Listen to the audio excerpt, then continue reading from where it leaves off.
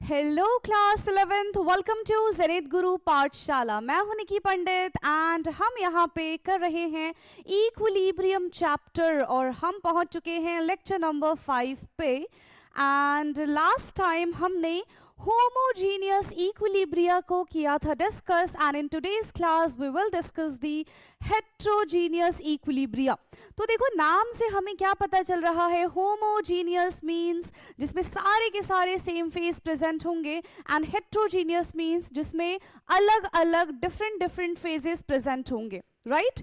तो last class में हमने होमोजीनियस में ये चीज देखी थी कि अगर हमारे पास एक रिएक्शन है तो सारे के सारे गैसियस फेज में ही प्रेजेंट है या फिर सारे के सारे लिक्विड फेज में प्रेजेंट होंगे, सॉलिड फेज में प्रेजेंट होंगे, so they are consider as a homogeneous equilibria, right? चलिए सो शुरुआत करते हैं हम यहाँ से। That is heterogeneous equilibria. For example हम पानी ले लेते हैं, है ना? हमने क्या ले लिया? वाटर ले लिया। हमें पता है कि भाई वाटर सॉलिड फॉर्म में भी मिलेगा, लिक्विड फॉर्म में भी मिलेगा एंड गैसियस फॉर्म में भी मिल जाएगा। सो यहाँ पे हमने लिया है वाटर, ये गैसियस फॉर्म में है, ठीक है? या फिर इसको लिक्विड फॉर्म में पहले कर देते हैं और इसको हमने वेपर फॉर्म में या फिर गैसियस फॉर्म में कन्वर्ट कर दिया। तो दोनों का फिजिकल स्टेट हम कैसा देख पा रहे हैं बेटा? दोनों का फिजिकल स्टेट अलग अलग है। एक हमारे पास लिक्विड फेज में है और एक हमारे पास गैसियस फेज में है, ठीक है? एक हमारे पास लिक्विड फेज में है और एक हमारे पास गैसियस फेज में है। When equilibrium is achieved in a heterogeneous reaction, reactant product are in different state. यहाँ पे जब इन दोनों वाटर्स के बीच में इक्विलिब्रियम आ गया, हम ये देख पा रहे हैं कि भाई दोनों के दोनों जो पानी है, ठीक है, वो अलग अलग स्टेट में है। रिएक्टेंट का physical state is different from the physical state of the product and that is called heterogeneous equilibria. इसी को हम हेट्रोजीनियस इक्विलिब्रिया बोलते हैं। क्या इतनी चीज क्लियर है? यस क्या इतनी चीज क्लियर है? एक एग्जाम्पल के थ्रू हम इसको समझेंगे, ठीक है? हम यहां पे ले लेते हैं CaCO3। अब CaCO3 का जब ब्रेकडाउन होगा तो ये किस में कन्वर्ट हो जाएगा? CaO प्लस CO2, ठीक है? कैल्शियम कार्बोनेट का जब ब्रेकडाउन होता है इन प्रेजेंस ऑफ हीट, इसको हमने कर दिया हीट, तो इसका ब्रेकडाउन किस में हो गया? Calcium oxide and carbon dioxide में। वी नो दैट कि कार्बन डाइऑक्साइड जो होता है वो गैसियस फेज में है and calcium carbonate and calcium oxide जो कि है वो कौन से स्टेट में है? सॉलिड स्टेट में है ना? दोनों के दोनों यहाँ पे सॉलिड फॉर्म में ही प्रेजेंट है, दोनों के दोनों यहाँ पे सॉलिड फॉर्म में ही प्रेजेंट है। सो this is another example of heterogeneous equilibria, ठीक है? ये हमारा दूसरा एग्जाम्पल है हेट्रोजीनियस इक्विलिब्रिया का। इससे हमें क्या पता चल पा रहा है? ठीक है, हमने एक छोटी सी डेफिनेशन पढ़ ली है होमोजीनियस की, हेट्रोजीनियस की। हमें एक चीज पता चल गई, अलग अलग फेज है अगर तो हेट्रोजीनियस हो जाएगा, सेम फेज है तो होमोजीनियस हो जाएगा। इससे हम क्वेश्चन कैसे सॉल्व कर पाएंगे? इससे हम केसी कैसे निकाल पाएंगे जैसे हम होमोजीनियस में कैलकुलेट करते थे, राइट? तो आप बोलोगे कि जैसे हमने होमोजीनियस में किया लाइक दिस कि हमने लिख दिया Kc and the concentration of the product that is CaO and CO2 by the concentration of reactant that is CaCO3, ऐसा हम यहाँ पे लिख देंगे। क्या फर्क पड़ रहा है? हमारे पास होमोजीनियस है या फिर हेट्रोजीनियस है? तो बेटा यहाँ पे हेट्रोजीनियस केस में फर्क पड़ता है। We will not consider solid substance, ठीक है? सॉलिड और लिक्विड दोनों को हम यहाँ पे कंसिडर नहीं करते हैं। दोनों को हम एज अ यूनिटी मान के चलते हैं, यानी कि इनकी जो वैल्यू हो जाएगी that will become equal to 1, ठीक है? इनकी जो वैल्यू है वो किसके बराबर हो जाएगी? इनकी वैल्यू 1 के बराबर हो जाएगी। अगर सबकी वैल्यू हम 1 1 1 पुट कर देते हैं, अगर सबकी, देखो ये भी सॉलिड है, कंसिडर एज अ यूनिटी, ये भी यहाँ पे सॉलिड है, कंसिडर एज अ यूनिटी, तो इनकी वैल्यू जो है वो 1 हो जाएगी, है ना? तो हमारा जो Kc है दैट विल इक्वल टू, देखो ये 1 है और यहाँ पे ये हमारा CO2 बन जाएगा एंड ये भी हमारा 1 बन जाएगा. So from here we can say कि Kc is equal to concentration of carbon dioxide only. ठीक है, Kc जो है वो सिर्फ और सिर्फ कार्बन डाइऑक्साइड के कॉन्सेंट्रेशन पे डिपेंड कर रही है. This is the difference between homogeneous equilibria and heterogeneous equilibria. ठीक है, ये डिफरेंस है हमारा होमोजीनियस और हेट्रोजीनियस इक्विलिब्रिया में. क्या इतनी चीजें समझ में आ गई हैं? यस, क्या इतनी चीजें समझ में आ गई हैं? राइट. चलिए, अगर हमने जो ऊपर लिखा था ना यहाँ पे लिक्विड एंड गैसियस या फिर लिक्विड एंड वेपर, उस केस में हम कैसे Kc कैलकुलेट करेंगे? ठीक है, इस केस में हम कैसे Kc को कैलकुलेट करेंगे उसको देखते हैं. सो water in liquid form and water in vapor form, इसका अगर हमको Kc निकालना होगा, so concentration of product upon concentration of reactant, ये हमारा लिक्विड में है, but we will not consider this H2O liquid. तो यहाँ पे जो Kc हो जाएगा हमारा, that will equal to H2O, वो भी वेपर फेज का. ठीक है, यहां पे ये हो जाएगा H2O, वो भी वेपर फेज का. समझ में आया कैसे हम यहां पे कैटेगराइज करते हैं? And this is applicable only and only for heterogeneous equilibria. ठीक है, समझ में आया? ये सिर्फ और सिर्फ हेट्रोजीनियस इक्विलिब्रिया में ही हमको देखने के लिए मिल जाएगा. इन हेट्रोजीनियस इक्विलिब्रिया, इन हेट्रोजीनियस इक्विलिब्रिया. होमोजीनियस में ये चीज हमको देखने के लिए नहीं मिलेगी. आप यहां पे लिख सकते हैं solid and liquid consider as unity. Clear? हम सॉलिड और लिक्विड को यहां पे यूनिटी की तरह कंसिडर करेंगे, यानी कि हम इसको 1 मान के चलेंगे. क्या मान के चलेंगे? हम इसको 1 मान के चलेंगे. तो इनकी जो वैल्यू हो जाएगी वो दैट विल इक्वल टू 1. ठीक है, किसकी इक्वल हो जाएगी? 1 की इक्वल हो जाएगी. Let's take another example. ठीक है, हम एक और एग्जाम्पल यहां पे ले लेते हैं. यहीं पे हमको एक एग्जाम्पल लेना पड़ेगा. ठीक है, इसको पहले थोड़ा सा छोटा कर देंगे और फिर आप उसका क्या बताएंगे? आप बताएंगे कि उसका Kc हम कैसे कैलकुलेट कर सकते हैं. ठीक है, you have to calculate Kc for given equation. ठीक है, फटाफट से आपको लिखना है. हम क्या लेंगे? सिल्वर ऑक्साइड का रिएक्शन नाइट्रिक एसिड के साथ करा देते हैं. सिल्वर ऑक्साइड का रिएक्शन, तो Ag और यहाँ पे 2O का रिएक्शन हमने करा दिया है HNO3 के साथ. ठीक है, Ag2O का रिएक्शन हमने किसके साथ करा दिया? नाइट्रिक एसिड यानी कि HNO3 के साथ करा दिया. क्या प्रोडक्ट बन जाएगा? Silver nitrate and water. ठीक है, AgNO3 प्लस वाटर. अब देखो इनकी physical state is very important. किसका फिजिकल स्टेट यहां पे क्या है? ये बहुत ज्यादा इंपॉर्टेंट है. ठीक है, ये बहुत ज्यादा इंपॉर्टेंट है. यहां पे हमारे पास जो Ag2O है यानी कि सिल्वर ऑक्साइड है, उसका फिजिकल स्टेट क्या दिख रहा है आपको? सॉलिड फॉर्म है. ठीक है, ये आपको सॉलिड फॉर्म में मिल जाएगा, ये आपको एक्वस फॉर्म में मिलेगा, ये आपको एक्वस फॉर्म में मिल जाएगा, एंड इसका जो फिजिकल स्टेट होगा दैट इज लिक्विड. ठीक है, अब Kc कैसे निकालें? तो इसके Kc में बेटा आपको क्या क्या लिखना पड़ेगा? AgNO3 upon HNO3. बाकी वहां से सॉलिड भी हट जाएगा और यहां से हम लिक्विड को भी मेंशन नहीं करेंगे. ठीक है, किस किस चीज को हम यहाँ पे मेंशन नहीं करेंगे फटाफट से बता दो. अच्छा, रिएक्शन बैलेंस करना इज वेरी इंपॉर्टेंट. हाँ, क्योंकि बिना रिएक्शन बैलेंस करे हम जो Kc और QC तो फिलहाल अभी आया नहीं है, QC के बारे में अगर बात करेंगे तो वो गड़बड़ हो जाएगा. रिएक्शन बैलेंस कर देते हैं एक बार, है ना? रिएक्शन बैलेंस कर देते हैं एक बार. यहां पे 2 आएगा और यहां पे 2 आएगा. क्या ये रिएक्शन बैलेंस है, क्या वाटर बैलेंस है? Yes, that is balanced. अब कैसे निकालो?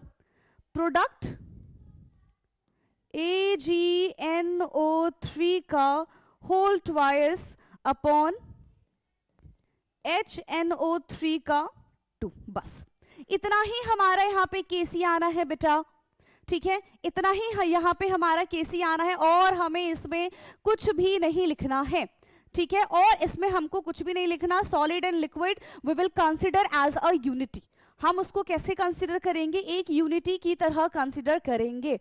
चलिए, नाउ यहाँ पे हमारा जो हेट्रोजीनियस इक्विलिब्रिया था वो होता है over. Now we will discuss the applications of equilibrium, ठीक है। इक्विलिब्रियम का एप्लीकेशन डिस्कस करने से पहले हमें इक्विलिब्रियम के फीचर्स के बारे में पता होना चाहिए, ठीक है, कि आखिरकार इक्विलिब्रियम के क्या क्या फीचर्स होते हैं। तो सबसे पहले है यहाँ पे that equilibrium is applied only when the concentration of reactant and product reach their equilibrium concentration state, ठीक है। क्या कह रहे हैं कि इक्विलिब्रियम तभी अप्लाई होता है, ठीक है, जब रिएक्टेंट का कॉन्सेंट्रेशन एंड प्रोडक्ट का कॉन्सेंट्रेशन अपने उस इक्विलिब्रियम स्टेट तक पहुंच जाता है, अपने उस इक्विलिब्रियम कॉन्सेंट्रेशन तक पहुंच जाता है, ठीक। Now equilibrium is dependent on initial concentration of reactant and product. Of course depend करता है कि रिएक्टेंट का हमने कितना कॉन्सेंट्रेशन लिया था और किस पॉइंट पे आके यहाँ पे इक्विलिब्रियम अचीव हो रहा है। तो इन दोनों चीजों पे डिपेंड करता है ये इक्विलिब्रियम, ठीक। नेक्स्ट कह रहे हैं कि equilibrium is temperature dependent process. Equilibrium जो है हमारा वो टेम्परेचर डिपेंडेंट प्रोसेस है। कैसे हम बोलेंगे कि इक्विलिब्रियम हमारा टेम्परेचर डिपेंडेंट प्रोसेस है? बताइए फटाफट से। यहां पे हम एक्वस को कंसिडर करते हैं, राइट, यहां पे हम एक्वस को कंसिडर करते हैं, है ना। जितना ज्यादा हम टेम्परेचर बढ़ाएंगे, देखो मान लो अगर A प्लस B कोई रिएक्शन है और उससे हमारा प्रोडक्ट C मिल रहा है एट 300 टेम्परेचर, ठीक है, तो तब हमारा इक्विलिब्रियम कुछ और होगा एट 300 केल्विन पे। जब टेम्परेचर चेंज कर देंगे तब हमारा इक्विलिब्रियम जो है वो भी चेंज हो जाएगा, ठीक है, वो भी हमारा चेंज हो जाएगा। नेक्स्ट है Kc ऑफ Fr। Fr क्या है? Forward reaction. Kc of Fr forward reaction is reciprocal of the equilibrium of backward reaction. कल की क्लास में हमने एक चीज देखी थी कि Kc dash is equal to 1 upon Kc। अगर हम एक रिएक्शन कर रहे हैं, ठीक है, अगर A प्लस B से हमारा C बन रहा है तो इसके लिए हम Kc कैलकुलेट करेंगे, ठीक है। वहीं अगर रिएक्शन हमारी रिवर्स हो जाती है, इससे हमको A प्लस बी मिल जाएगा, तो ये क्या हो जाएगा? हमारा Kc डैश हो जाएगा। एंड इसकी और इसकी वैल्यू रेसिप्रोकल है, ठीक है, इसकी और इसकी वैल्यू कैसी है बेटा? रेसिप्रोकल है। Kc dash is equal to 1 upon Kc, ठीक है, Kc dash is equal to 1 upon Kc। आया समझ में? So this is applications of equilibrium. ये हमारे इक्विलिब्रियम का एप्लीकेशन है। एक और पॉइंट के बारे में हम डिस्कस करते हैं, फिफ्थ पॉइंट, ठीक है, इसी में ना हम एक और पॉइंट डिस्कस कर लेते हैं, फिफ्थ पॉइंट। और वो फिफ्थ पॉइंट क्या होने वाला है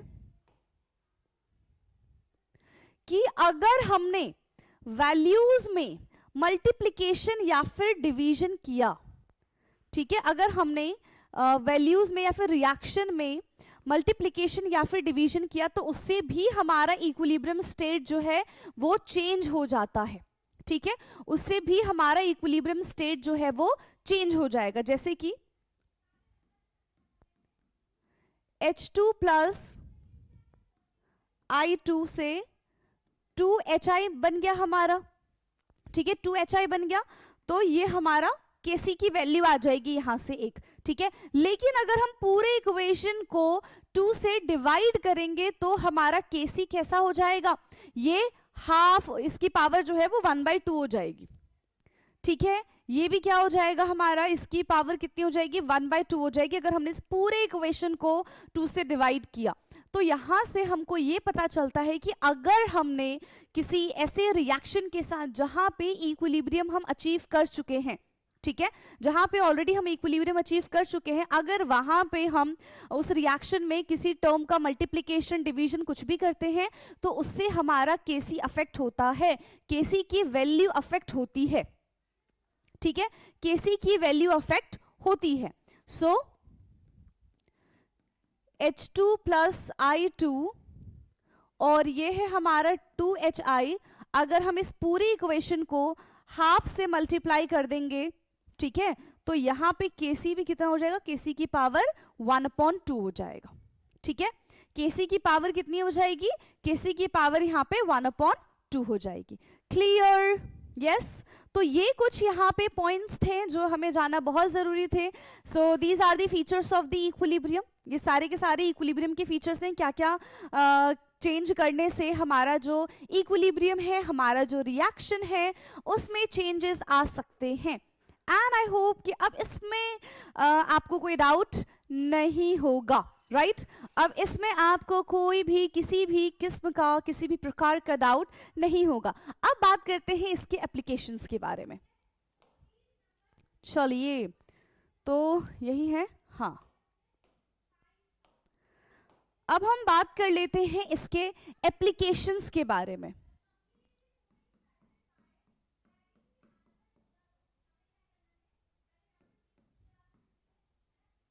एप्लीकेशन, ठीक है, एप्लीकेशंस। सो फर्स्ट जो इक्विलिब्रियम है ये हमें एक्सटेंट ऑफ रिएक्शन के बारे में बताता है। ये क्या है, ये क्या है, एक्सटेंट ऑफ रिएक्शन। ये एक्सटेंट ऑफ रिएक्शन क्या है? तो बेटा एक्सटेंट ऑफ रिएक्शन का मतलब है कि इक्विलिब्रियम हमको ये बताता है कि भाई एक रिएक्शन होगी, ठीक है, और वो ए से बी हमको बना के देगी।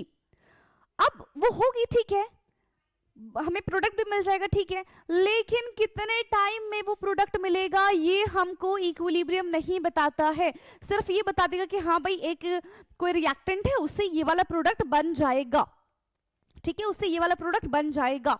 कितने समय में बनेगा, कितना उसको टाइम लगेगा, 1 घंटा, 2 घंटा, 1 दिन, 2 दिन, 1 महीना, 1 साल, ये हमको कुछ नहीं बताता, ठीक है। सो इक्विलिब्रियम का एप्लीकेशन क्या है, एक्सटेंट ऑफ रिएक्शन के बारे में बताता है। And equilibrium does not tell anything about the rate of reaction. Equilibrium हमें रेट ऑफ रिएक्शन के बारे में कोई जानकारी नहीं देता है, ठीक है। सो इक्विलिब्रियम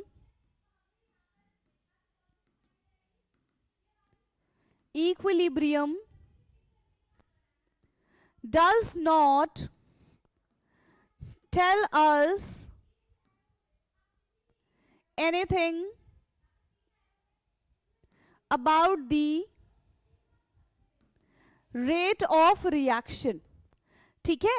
ये जो इक्विलिब्रियम है ये हमें रेट ऑफ रिएक्शन के बारे में कभी नहीं बताती है, ठीक। अच्छा, यहां पे कुछ पॉइंट्स है जो आपको नोटिस करने हैं। अगर केसी की वैल्यू ग्रेटर होती है 10⁻³ से, अगर केसी की वैल्यू ग्रेटर होती है 10⁻³ से, मतलब रिएक्शन जो है वो फॉरवर्ड डायरेक्शन में जा रही है, वो प्रोडक्ट को फेवर कर रही है। दैट मीन्स रिएक्शन जो है वो किसको फेवर कर रही है, प्रोडक्ट फेवरिंग है। Reaction is product favouring, reaction is product favoring। Reaction जो है वो प्रोडक्ट को फेवर कर रही है, ठीक है। किसको फेवर कर रही है बेटा, रिएक्शन प्रोडक्ट को फेवर कर रही है। रिएक्शन समझ में आया? याद रखिएगा, KC is directly proportional to product and KC is inversely proportional to reactant. अगर केसी बढ़ता है तो प्रोडक्ट बढ़ेगा, अगर केसी बढ़ता है तो रिएक्टेंट कम हो जाएगा। तो ये कुछ पॉइंट्स हैं जो आपको याद रखना है, ठीक है। KC is directly proportional to product and दूसरा हम क्या लिख सकते हैं, Kc is inversely proportional to reactant. Kc is directly proportional to product and Kc is inversely proportional to reactant. अगर Kc बढ़ता है तो प्रोडक्ट बढ़ेगा, अगर Kc बढ़ता है तो रिएक्टेंट कम हो जाएगा. ठीक है, यहां पे लिख लो. अगर Kc इंक्रीज होता है तो प्रोडक्ट हमारा इंक्रीज हो जाएगा, और अगर Kc बढ़ता है तो रिएक्टेंट हमारा यहां पे डिक्रीज हो जाएगा. ठीक है, रिएक्टेंट जो है हमारा वो क्या हो जाएगा बेटा, डिक्रीज हो जाएगा. ठीक, चलो ये समझ में आई. यहां पे देखो, if Kc is greater than 10 raised to the power 3 that means the reaction is product favouring. है ना, रिएक्शन प्रोडक्ट फेवरिंग का क्या मतलब है कि जो रिएक्शन है वो ज्यादा से ज्यादा एंड की तरफ भागने की कोशिश करेगी. प्रोडक्ट की जो क्वांटिटी है वो बहुत ज्यादा हाई हो जाएगी एंड रिएक्टेंट हमारे पास बहुत थोड़ा सा बचेगा. ठीक है, रिएक्टेंट जो है हमारे पास कैसा बचेगा, बहुत थोड़ा सा बचेगा. सो इसका मतलब है कि reaction is reaching almost towards the end. ठीक है, means reaction is reaching almost towards the end. ठीक है, बिल्कुल एंड तक रिएक्शन हमारी पहुंच चुकी है एंड प्रोडक्शन और product is high. Product is high. इस केस में जो क्वांटिटी होगा प्रोडक्ट का वो बहुत ज्यादा हाई हो जाएगा. ये प्रोडक्ट फेवरिंग है. लेकिन अगर Kc is less than 10 raised to the power -3 होता है, ठीक है, if Kc is less than 10 raised to the power -3, ठीक, if Kc is less than 10 raised to the power -3 that means reaction not favoring product. Reaction जो है वो product को favour नहीं कर रहा है. रिएक्शन, ठीक है, इस केस में क्या हो जाएगा, reaction not favouring product. Reaction जो है वो प्रोडक्ट को फेवर नहीं कर रहा है. ठीक है, रिएक्शन जो है वो प्रोडक्ट को फेवर नहीं कर रहा है. रिएक्टेंट की क्वांटिटी अभी हमारे पास बहुत ज्यादा क्वांटिटी में है एंड प्रोडक्ट का हमारे पास इतना ज्यादा है नहीं जितना पहले केस में था. है ना, सो यहां पे हम क्या बोल देंगे, यस, यहां पे हम क्या बोल देंगे, डिकम्पोजिशन इज वेरी स्लो, यानी कि ब्रेकडाउन नहीं हो रहा है. Right, quantity of reactant is more than the quantity of product. Quantity of reactant is more than the quantity of product. ठीक है, रिएक्टेंट की क्वांटिटी जो है वो ज्यादा हो जाएगी किसकी क्वांटिटी से, प्रोडक्ट की क्वांटिटी से. ठीक है, किसकी क्वांटिटी से, प्रोडक्ट की क्वांटिटी, प्रोडक्ट की क्वांटिटी से. सो दो केस हमने देख लिया. Now the third case is if the Kc is between 10 raised to the power -3 to 10 raised to the power +3 then the reaction is equally favoring the reactant and product. ठीक है, तब जो हमारा रिएक्शन है वो क्या करेगा, वो दोनों को फेवर करेगा. क्या बोल देंगे, थर्ड केस इज, ये हमारा सेकंड केस है एंड थर्ड केस हमारा क्या हो जाएगा, if Kc lie between 10 raised to the power +3 and 10 raised to the power, क्या था, 10 raised to the power -3, उस केस में क्या हो जाएगा, यस, इस केस में क्या हो जाएगा, reaction favouring both reactant and product. ठीक है, ओ आवाज आ रही है ना, हाँ. Reaction is favouring both reactant and product. Reaction जो है वो दोनों को फेवर कर रही है, रिएक्टेंट को भी फेवर कर रही है एंड प्रोडक्ट को भी फेवर कर रही है. ठीक है, यानी कि जितनी क्वांटिटी में यहाँ पे रिएक्टेंट है उतनी ही क्वांटिटी में यहाँ पे हमारा प्रोडक्ट भी है. लेट्स सपोज अभी हमने जो एक एग्जाम्पल लिया था HI वाला कि H2 प्लस I2 से हमारा 2HI बन रहा है, ठीक है, H2 प्लस I2 से हमारा 2HI बन रहा है. Let's take an hypothetical number कि हमारे पास इसको सॉल्व करने के बाद जो Kc की वैल्यू आ रही है दैट विल इक्वल टू 59. ठीक है, Kc की जो वैल्यू आ रही है वो कितनी आ रही है, 59 आ रही है. ठीक है, ये हमने मान लिया. क्यों? क्योंकि यहाँ पे देखो जितना रिएक्टेंट है उतना ही प्रोडक्ट है. अभी हमने इसका Kc निकाला, ये इक्विलिब्रियम पॉइंट पे है. जिस तेजी से रिएक्टेंट प्रोडक्ट में कन्वर्ट होगा उसी तेजी से प्रोडक्ट भी रिएक्टेंट में कन्वर्ट हो जाएगा. और हमने एक हाइपोथेटिकल वैल्यू ले लिया है कि Kc की जो वैल्यू यहाँ पर आएगी वो कितनी हो जाएगी, 59 हो जाएगी. ठीक है, Kc की जो वैल्यू है वो कितनी हो जाएगी, 59 हो जाएगी. ठीक है, एक और हम यहाँ पे एक रिएक्शन लेते, एक और रिएक्शन लेते. ठीक है, एट ए स्पेसिफिक टेम्परेचर, यानी कि रूम टेम्परेचर पे हम ये रिएक्शन करते हैं. ओके, सो N2O4 का ब्रेकडाउन हो जाएगा हमारा और NO2 में. ठीक है, किस में ब्रेकडाउन हो जाएगा, N2O4 का ब्रेकडाउन हो जाएगा हमारा NO2 में. कितने टेम्परेचर पे, रूम टेम्परेचर यानी कि 298 केल्विन. ये जो रिएक्शन हो रही है हमारी वो 298 केल्विन पे हो रही है. ठीक है, अब इस रिएक्शन का अगर हमें डायरेक्शन प्रिडिक्ट करना है, ठीक है, तो हम कैसे प्रिडिक्ट करेंगे, कैसे प्रिडिक्ट करेंगे. देखो हमें सिर्फ एक ही चीज अभी तक आती है, वो क्या है कि किसी तरीके से हम Kc निकाल लेते हैं. भाई किसी तरीके से हम Kc निकाल लेते हैं, concentration of product upon concentration of reactant करके हम Kc निकाल लेते हैं. लेकिन अगर हमें Kc तो इक्विलिब्रियम पॉइंट पर आएगा.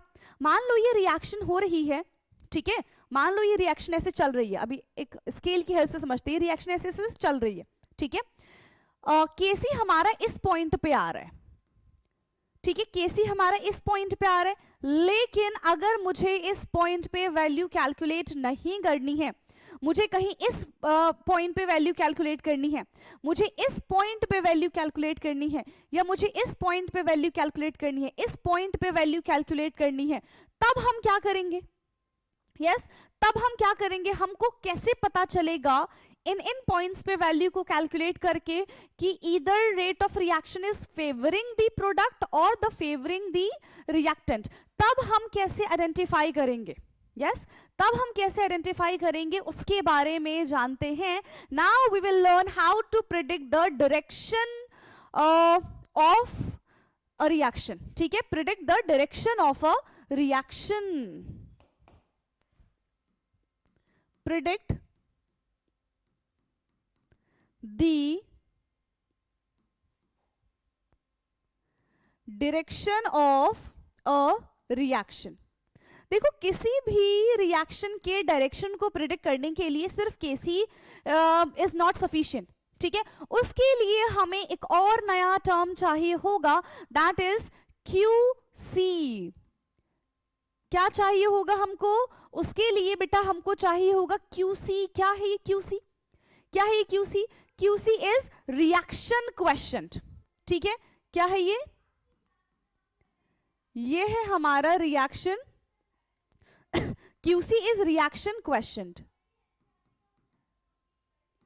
Reaction question. ये हमें किसी भी पॉइंट के लिए वैल्यू दे सकता है, सिर्फ इक्विलिब्रियम पॉइंट पे वैल्यू नहीं देगा. इक्विलिब्रियम पॉइंट के लिए वी हैव Kc, है ना. इक्विलिब्रियम पॉइंट को छोड़ के किसी भी पॉइंट के लिए अगर हम वैल्यू निकालेंगे तो वो हमारा क्या कहलाएगा बेटा, QC कहलाएगा.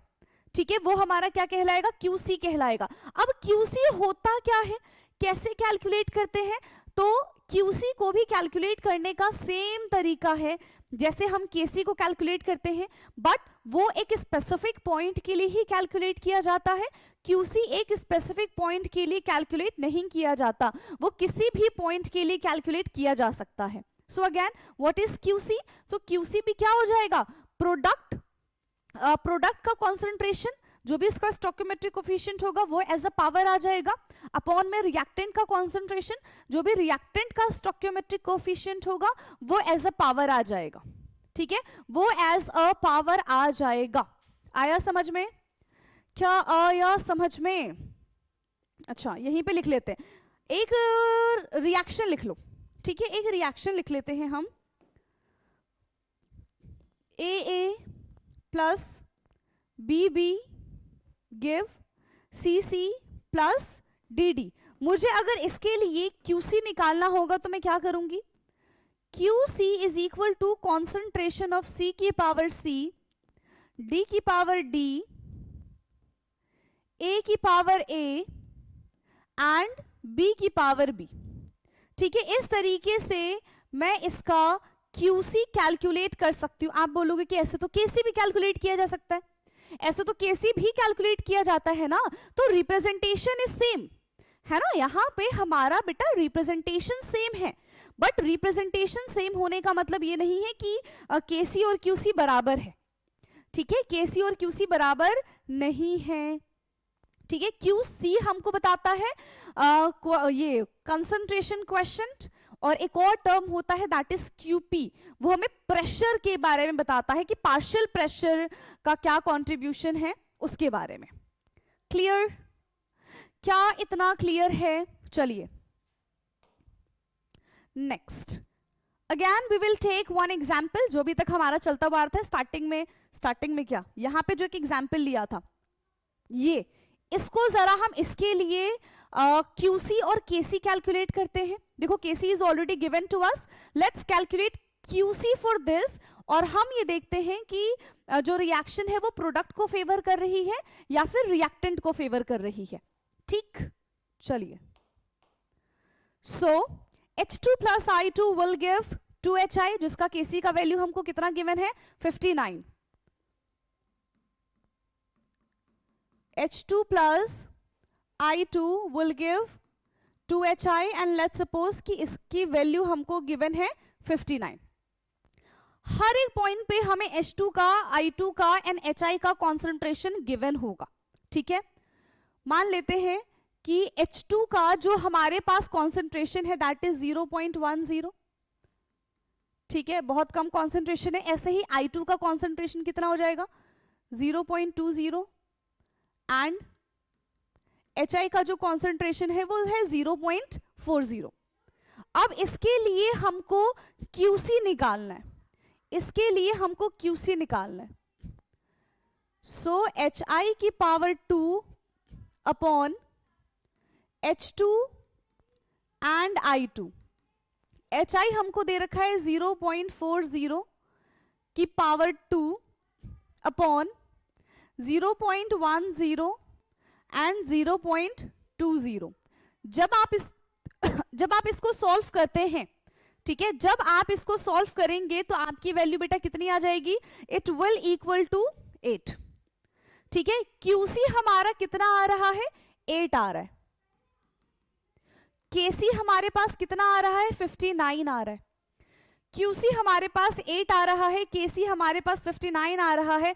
दैट मीन्स QC तो हमारा इक्विलिब्रियम नहीं है ना, हमने इक्विलिब्रियम के लिए नहीं निकाला, हमने इक्विलिब्रियम को छोड़ के किसी दूसरे पॉइंट के लिए रिएक्शन क्वेश्चन को फाइंड आउट किया है, and reaction is not at equilibrium. इस पॉइंट पे रिएक्शन इज नॉट एट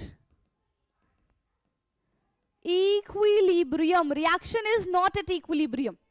ठीक है, reaction is not at equilibrium. जरूरी नहीं है कि इसकी वैल्यू हर बार 80 ही आए, हो सकता था कि इसकी वैल्यू 100 आ जाती, हो सकता था कि इसकी वैल्यू कम भी रह जाती, ज्यादा भी रह जाता। तो उस केस में हम कैसे पता करते हैं कि कब रिएक्शन जो है, ठीक है, कब रिएक्शन जो है वो प्रोडक्ट को फेवर कर रही है एंड कब रिएक्शन जो है वो रिएक्टेंट को फेवर कर रही है, इसके बारे में बात करते हैं। ओके, सो देखो, when KC is greater than QC, इस केस में क्या हो रहा है, KC is greater than QC। मान के चलो कि ये हमारे पास एक लाइन है, ये KC है जिसकी वैल्यू 59 है, और हमारे पास QC की वैल्यू कितनी आई है, हमारे पास QC की वैल्यू कितनी आई है, 8 आई है। QC की वैल्यू कितनी आई है बेटा, हमारे पास 8 आई है। मतलब QC अगर चाहे कि मुझे भाई इक्विलिब्रियम की तरफ जाना है, तो उसको आगे की तरफ जाना पड़ेगा कि पीछे की तरफ जाना पड़ेगा, किस डायरेक्शन में उसको जाना पड़ेगा बेटा, उसको आगे की साइड जाना पड़ेगा। यानी कि if Kc is greater than Qc, that means the reaction will move in the forward direction. Reaction जो है वो आगे की तरफ भागेगा, रिएक्शन जो है वो फॉरवर्ड डायरेक्शन में भागेगा। क्लियर? सो when देखो, when Kc is greater than Qc means the reaction will move towards the product. Reaction जो है वो इक्विलिब्रियम अचीव करने के लिए आगे की तरफ भागेगी। ठीक है, रिएक्शन जो है इक्विलिब्रियम अचीव करने के लिए आगे की तरफ भागेगी, है ना। तो प्रोडक्ट का फॉर्मेशन इस केस में ज्यादा होगा, मींस फॉरवर्ड रिएक्शन हो जाएगा। अगर दोनों के दोनों बराबर है, लेट्स सपोज हमारी Qc की भी वैल्यू 59 आ गई और हमारी Kc की भी वैल्यू 59 है, तब तो बराबर ही है ना। प्रोडक्ट जितना प्रोडक्ट को फेवर करेगा उतना रिएक्टेंट को फेवर करेगा। अगर प्रोडक्ट को फेवर नहीं करेगा तो रिएक्टेंट को भी फेवर नहीं करेगा। अगर प्रोडक्ट को फेवर कर रहा है तो रिएक्टेंट को भी फेवर करेगा, राइट। ये कौन सा केस है हमारा? यस, ये कौन सा केस है हमारा? When Kc is equal to Qc। ठीक है, जब Kc हमारा Qc की इक्वल हो जाएगा तब। So when Qc and Kc means the rate of forward and the rate of backward reactions are equal. Okay, now the third one is, let's suppose कि हमारी जो Qc की वैल्यू है वो 110 है। हमारे जो Qc की वैल्यू है वो कितनी है बेटा? वो 110 है। अगर जो हमारी Qc की वैल्यू 110 है, सो टू अचीव इक्विलिब्रियम, इक्विलिब्रियम को अचीव करने के लिए reaction will move in backward direction. Reaction जो है वो किस डायरेक्शन में मूव करेगी? वो बैकवर्ड डायरेक्शन में मूव करना शुरू कर देगी। ठीक है, तो रिएक्टेंट को फेवर कर रही है। When Qc is greater than Kc, it means that the reaction will move towards the reactant, means backward direction. क्या आपको Kc और Qc दो अलग अलग टर्म हैं, इनके बारे में समझ में आया कि ये दोनों टर्म आखिरकार है क्या? यस, क्या आपको ये समझ में आया कि आखिरकार ये दोनों के दोनों टर्म है क्या? ठीक है, कब रिएक्टेंट को फेवर करेगा, कब प्रोडक्ट को फेवर करेगा, ये चीज आपको पता होनी चाहिए। ठीक है, ये चीज आपको पता होनी चाहिए। अब इसी पे जरा हम एक न्यूमेरिकल सॉल्व कर लेते हैं और फिर हम आज की क्लास को कर देंगे समाप्त। ठीक है, चलिए भाई, तो क्वेश्चन है हमारा यहाँ पे, 3 mole of PCl5 kept in 1 liter closed reaction chamber was allowed to attain equilibrium at 380 Kelvin. Calculate the composition of mix of equilibrium if Kc is this. हमको Kc given है, that is 1.80. हमारे पास reaction क्या है? PCl5 है, जो कि एक close chamber में रखा हुआ है। ठीक है, एंड उसमें इक्विलिब्रियम अचीव हो रहा है जब 3 मोल्स ऑफ रिएक्टेंट हम रिएक्ट करवा रहे हैं। तो ठीक है, रिएक्शन कैसे लिखना है वो देख लो। हमारे पास PCl5 है, अब इसका क्या हो जाएगा? ब्रेकडाउन हो जाएगा किसमें? PCl3 and Cl2, PCl3 and Cl2। Starting में हमें क्या चीज गिवन है कि PCl5 कितना दे रखा है हमारे पास? 3 मोल है। तो इनिशियल कॉन्सेंट्रेशन जो है हमारे पास वो है 3। स्टार्टिंग में कोई प्रोडक्ट का फॉर्मेशन नहीं होता है। ठीक है, स्टार्टिंग में कोई प्रोडक्ट का फॉर्मेशन नहीं होता, 0 थोड़ा थोड़ा टाइम बीतेगा। ठीक है, थोड़ा थोड़ा टाइम बीतेगा तो कुछ ना कुछ रिएक्टेंट खर्च होगा, वो प्रोडक्ट बन जाएगा। तो मान के चलते हैं कि x मोल्स ऑफ रिएक्टेंट जो है वो हमारा खर्च हो गया। ठीक है, तो 3 में से अगर x खर्च हो जा रहा है तो बनेगा कितना? x ही तो बन पाएगा ना। तो x मोल्स यहां पे हमारा बन गया। ठीक है, x मोल्स यहां पे हमारा क्या हो गया? बन गया। चलिए, इसके लिए अगर मैं कहूं कि Kc और Qc निकाल पाएंगे क्या? Kc और Qc निकाल लेंगे ना। Kc हो जाएगा हमारा concentration of PCl3 and Cl2 upon concentration of PCl5। PClX हमारे पास ये x है, देन x, और यहां पे ये हमारा 3 माइनस x है। Kc is already given to us, Kc हमें ऑलरेडी गिवन है, दैट इज 1.80। तो यहाँ पे आप Kc की वैल्यू को पुट कर दो, ठीक है। यहाँ पे आप क्या करेंगे बेटा, Kc की वैल्यू को पुट कर देंगे। 1.8 is equal to x square upon 3 minus x, वो उधर चला जाएगा तो कितना हो जाएगा, यस 4, 3 और एक ये यहाँ पे 4, 5, I think 5.4 minus 1.8 x is equal to x square, यही हमारी इक्वेशन बनेगी। इसको देखो फटाफट से, 5.4 माइनस 1.8 एक्स, ठीक है, इज इक्वल टू एक्स से एक्स में हमने मल्टीप्लीकेशन कर दिया तो कितना आ जाएगा हमारा, एक्स स्क्वायर आ जाएगा। इसको देख लो जल्दी जल्दी जल्दी, क्या ये कहीं से क्वाड्रेटिक इक्वेशन नहीं बन गया हमारा जो आप मैथ्स में पढ़ा करते थे, बोलो जल्दी, क्या ये हमारा कहीं से क्वाड्रेटिक इक्वेशन नहीं लग रहा है, लग तो रहा है ना, लग रहा है, ठीक है। A X square plus B X plus C, ऐसा कुछ इक्वेशन था, यस। चलो इसको अरेंज करते हैं, इसको जरा सा हम अरेंज कर लेते हैं, कैसे हो जाएगा, 1.8x को इधर लेकर आ जाओ, ठीक है, एंड 5.4 को भी इधर लेकर आ जाओ, तो क्या बन जाएगा ये हमारा, x square plus 1.8x minus 5.4 is equal to 0।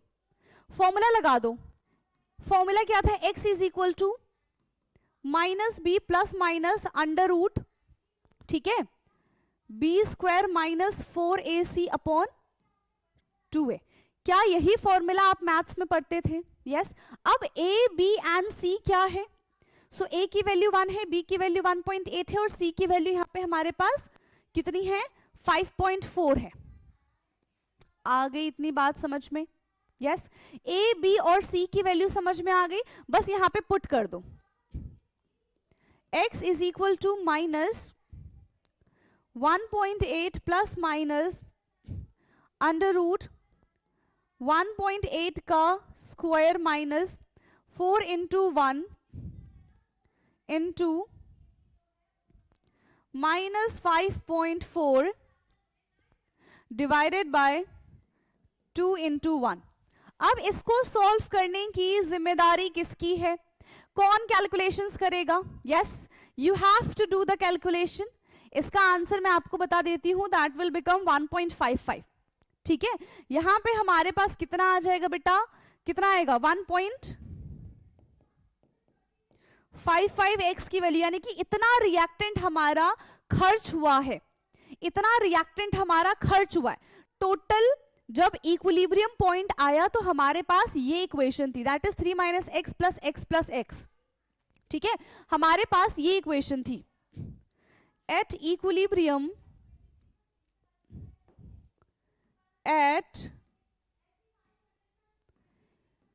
equilibrium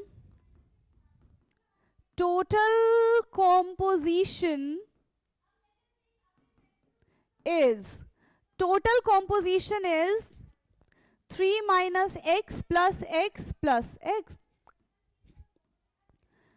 तो 1.55, सो 4.55 हमारे यहाँ पे वैल्यू आ रही है, this is the total composition, ठीक है। कॉन्सेंट्रेशन कितना है हमारे पास, 4.55 मोल पर लीटर, ठीक है। कॉन्सेंट्रेशन हमारे पास कितना है, 4.55 मोल पर लीटर। बस थोड़ा सा आपको ना कैलकुलेशन ट्रिकी लगेगा, बट जब तक आप सॉल्व नहीं करेंगे तब तक तो भाई बात नहीं बन पाएगी, ठीक है, तब तक बात नहीं बन पाएगी। चलिए, सो आज के लिए इतना ही रखते हैं, ठीक है। आज की क्लास को फिर हम यहीं पे समाप्त करेंगे।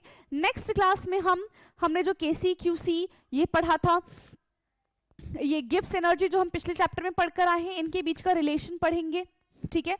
कौन कौन से फैक्टर हैं जो इक्विलिब्रियम को अफेक्ट करते हैं, इसको हम डिस्कस करेंगे नेक्स्ट क्लास में। तो आई थिंक हार्डली 1 या फिर 2 लेक्चर में हमारा केमिकल इक्विलिब्रियम खत्म हो जाएगा, फिर हम चलेंगे आयोनिक इक्विलिब्रियम पे। ओके, सो आज के लिए इतना ही, बाकी का discussion we will do in our next class. तब तक के लिए पढ़ते रहिए। Thank you so much.